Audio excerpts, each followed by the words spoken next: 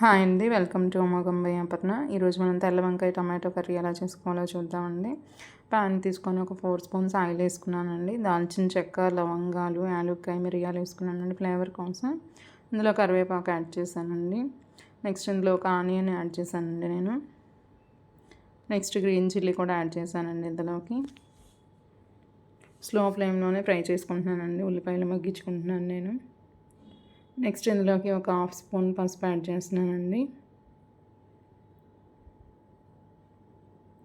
Next ఇందులోకి cut చేసి పెట్టుకున్న తెల్ల వంకాయలు కూడా వేసానండి. వంకాయలు కట్ చేసినప్పుడు సాల్ట్ వాటర్లో వేసుకోవాలండి, కండ్రక్కకుండా ఉండడం కోసం. వంకాయలని ఆనియన్స్ని బాగా కలుపుకోవాలండి. నెక్స్ట్ ఇందులో కర్రీకి సరిపడా సాల్ట్ యాడ్ చేస్తున్నానండి నేను.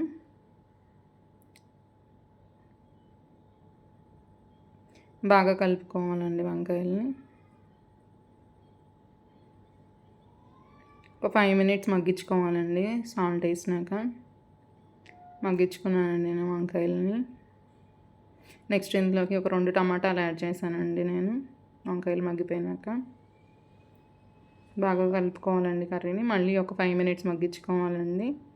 స్లో ఫ్లేమ్లోనే చేసుకుంటున్నాను అంతా నేను ఇక్కడ. టమాటా వంకాయ మగ్గిపోయిందండి.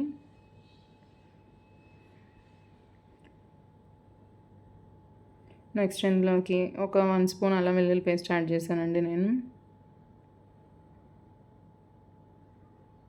అల్లం వెల్లుల్లి పేస్ట్ పచ్చివాసన పోయిందాక వేయించుకోవాలండి. నెక్స్ట్ ఇందులోకి గరం మసాలా యాడ్ చేసుకుంటున్నానండి నేను ఒక 1/2 స్పూన్.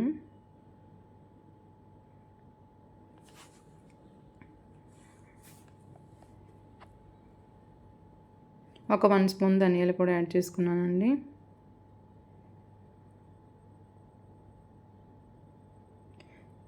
రుచికి సరిపడా రెడ్ చిల్లీ పౌడర్ కూడా యాడ్ చేసుకుంటున్నానండి నేను ఇక్కడ.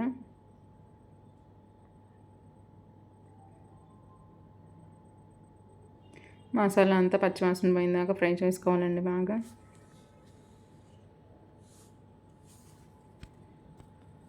స్లో ఫ్లేమ్లో నేను మూత పెట్టి వేయించుకుంటున్నానండి. మసాలా అంతా పచ్చివాసన పోయిందాక వేయించుకున్నానండి. నెక్స్ట్ ఇందులోకి కర్రీకి ఉడకడానికి సరిపడా ఒక 30 ml దాకా వాటర్ వేసానండి నేను. స్లో ఫ్లేమ్లో మగ్గించుకుంటున్నానండి. ఒక 5 మినిట్స్ మగ్గించుకుంటే సరిపోతుందండి, కర్రీ రెడీ అవుతుంది. కర్రీ అయిపోయిందండి. నెక్స్ట్ కొత్తిమీర వేసి ఒక 1 మినిట్ ఉంచి దింపేసుకోవడమే అండి. రోటీ, చపాతీ దేనికైనా చాలా బాగుంటుందండి కర్రీ. వంకాయ టమాటా కర్రీ రెడీ అండి. Please follow Amogham by Aparna, like, share, subscribe. Thank you for watching us.